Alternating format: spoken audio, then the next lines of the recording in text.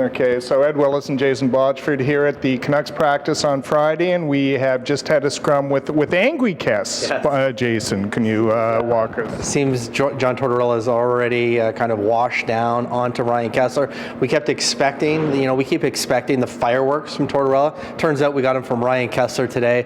Kind of lost his mind a bit when he was asked about all the people who doubt him and doubt the Vancouver Canucks. And let's face it, this isn't a team, Ed, that this year is really expected to be a Stanley Cup contender.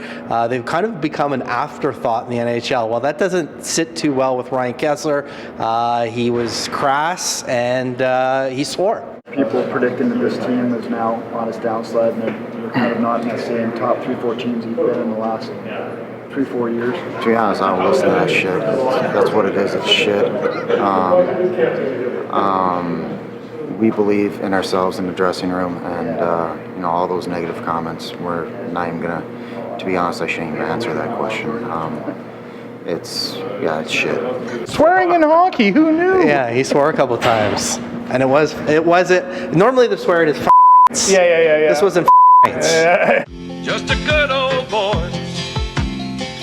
Never meaning no harm. Let's move on to a guy who we would like to see get a little angry this year. Zach Kassian played with the Twins in the scrimmage that started at 6:30 a.m. I for one wasn't there, but I know you're a dedicated professional, and you were there. Do you see a fit there, Kassian, with the Twins? Well, I see a promise of a possibility of a fit. I think that he has the opportunity. He's clearly going to be given the opportunity. I think that there was frustration last year among the Canucks management that Zach wasn't given more chances to play with the Sedin Twins. There was frustration from Zach that he got taken off that line after such a good start and really didn't get an opportunity the rest of the year for any length of time to get that chance again.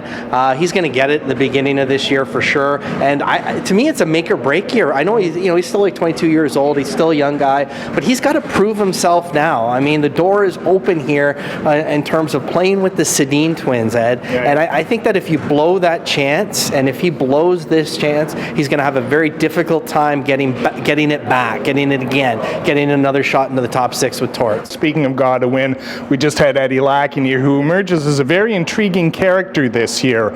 Even if you give 65 games to Roberto Luongo, that's still 15-17 for Eddie Lack, who hasn't played since November and has zero track record in the NHL. What do you see there? Yeah, I'm concerned. Like I asked him today, kind of smiled and laughed when I asked him if he thought he had played enough games. He had 2.5 years in the minor leagues. He thinks that that's enough and he's ready, but he hasn't played in this entire year, Ed. I mean, he's just 25 years old. He needs games. Like, that's not a way to develop a guy, to sit him on the bench and have him play 15 games over the course of 8 months. Like, if he doesn't play, if he ends up backing up Roberto Luongo, he plays maybe 5 games up till the end of December, and that's 5 games for the entire season.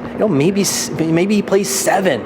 That's for a whole year, and basically it will be a lost year for him. So my call is actually not to have Eddie Lack as the backup, to bring someone in, let him go down to Utica, start a bunch of games in the first month, and then transition him back to being the backup. I don't see how they get through this season without a proven NHLer backing up Luongo. They're still sitting there with that 2-point whatever in cap space.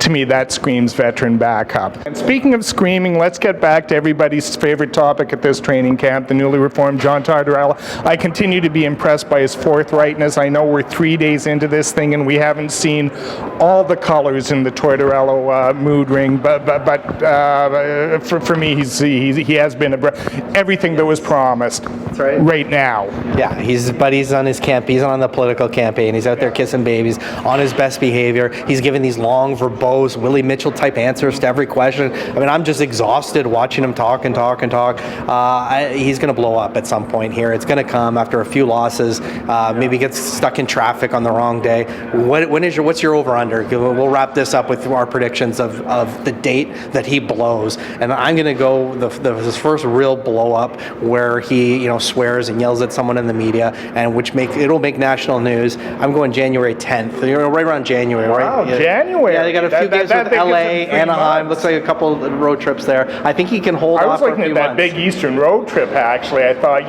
get it out of the way early. So and October. Do it that way. Right. I'm sorry. Yeah. So there you. So you got 2 big. I'm not sure what Vegas Vegas is posted. Well, Yeah, that's but right. two choices. He's in New York a couple times, including the Rangers at the end of November. He can't keep it cool in there, can he? Well, no. Well, how about the Rangers preseason game? Could we go way off the charts here in September? Now that would be fabulous.